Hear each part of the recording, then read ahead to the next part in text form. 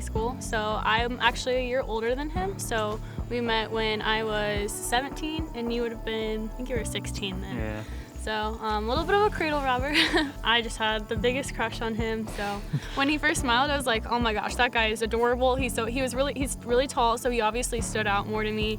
I thought that I would kind of get my friend to take me to one of his bonfires that he was having at his house. And so he was really shy and he didn't like talk to me at first. Yeah. So Once she was on my radar, she came on very strong. Once I knew she had interest in me, I started having interest in her, and I loved her red hair. She had a pretty smile as well. She has beautiful eyes. oh, thank you. Come walk with me down the only road we know. Come talk with me, stay and watch the day grow. I believe we went to the fall festival on our first date after a soccer game. Mm-hmm. So I didn't look cute, mind you. I had my hair in a ponytail and I think I had like a pullover on I had just come straight from a game, so I did not look good at all. I probably said 5 words total. I think you kind of hid from me the whole time, so that may not Yeah, be I the did. best.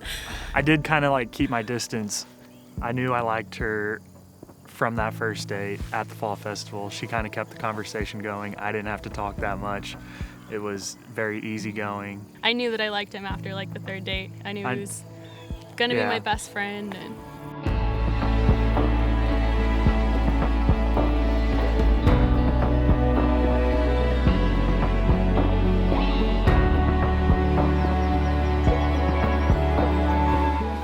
I grew up Christian and I was very strong on my faith. My parents raised us Christian and we went to church every Sunday, and that was something that we really felt like was a staple in our lives. And when I met Dillon, he had been raised Catholic, and that was something that was really important to him. And I kind of started going to church with him, and I immediately just fell in love with how like spiritual and how much he really laid into God and put his life into God's hands. And I hadn't really found that or seen that in anybody else's age, and I thought it was so weird for just I guess a millennial aged person to kind of find that devotion in God. I mean, it really led me to just want to find love with someone like that. So If we would get into a fight, it would never fail. The homily that weekend would be about forgiveness.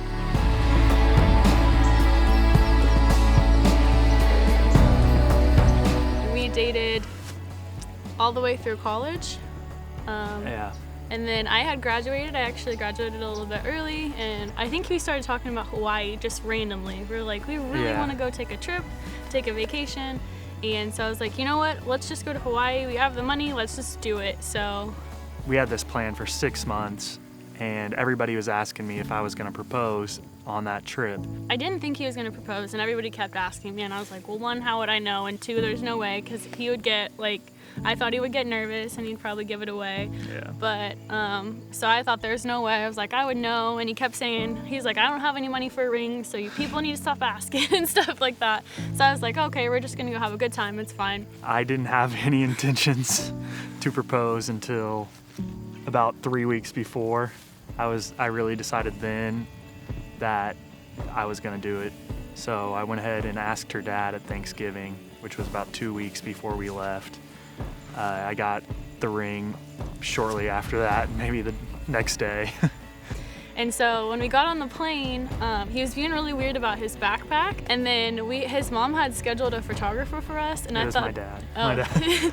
Yeah, so I thought that was weird because Yeah. I'm like, they wouldn't do that, and Dillon hates pictures and stuff like that. So I was like, Dillon will never want to do that. Yeah. Well, come to find out, it was all he put a big plan together to propose, and I had no idea, and I was Yeah. super excited.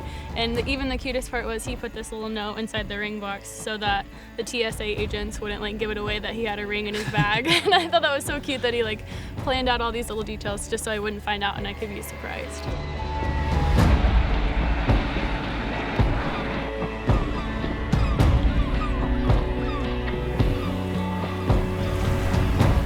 We were doing our little photography session, and the photographer was he was pointing at his watch because he knew what was happening.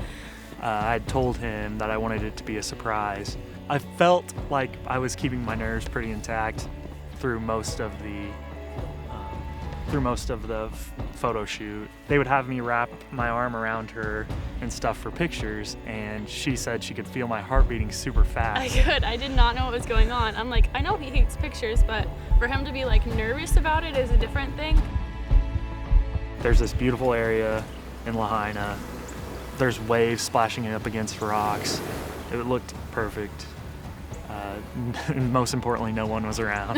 Which was the big thing. I was kind of turned around, I wasn't paying attention, and I looked at him, I said, "You're actually joking." Like, I thought he was still joking in the moment.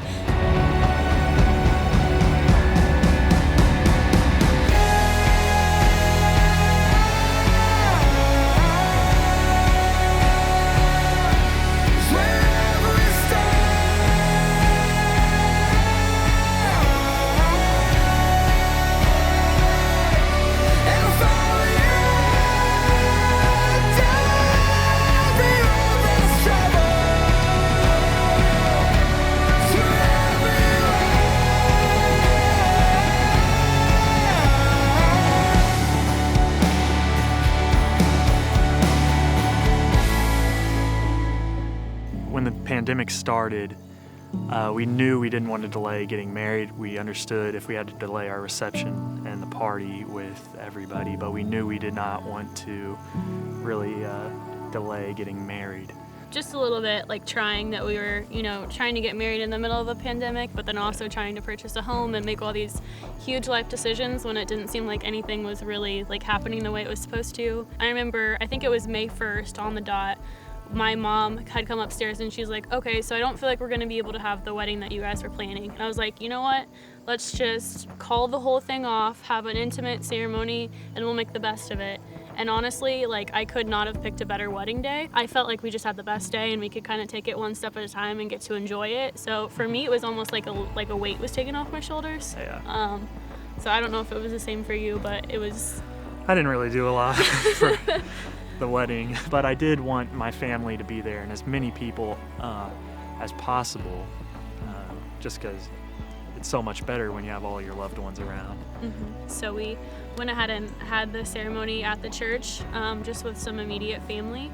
And then we had the opportunity to kind of show everyone our home. We had just purchased a new home, so we got like a big barbecue, and we had everyone come see the home, and we had, everyone just kind of sit around a big table and really got to take in the, the slower parts of the day that you may miss if you have a big party. The part I remember is me and my best man, Nolan, down in the basement of the chapel. That little time by myself and with Nolan, it really gave me the chance to get my mind right and just think about what was going on. The best part was for me was my sister was able, I didn't have any bridesmaids besides my sister, so she really got to take the time to kind of like, just have a moment with me. And we had about 10 minutes before the ceremony started where we really got to just be together and just catch up on what had gone on throughout that day and what we were thinking and how we were feeling. And my niece was in there with us, so it was just a special moment to just kind of take pause and understand like how important that day was and kind of where we were at.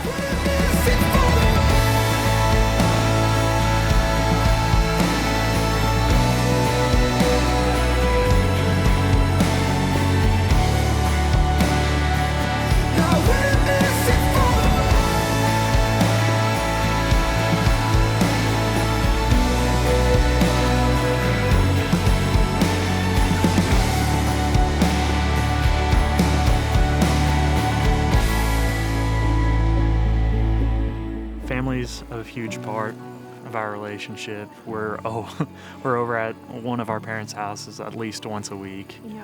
The biggest, at the center of it all is God. He always comes first. So I think as long as we're, carrying that out through our marriage and making sure that that's a staple in our lives, that would be the biggest thing for me.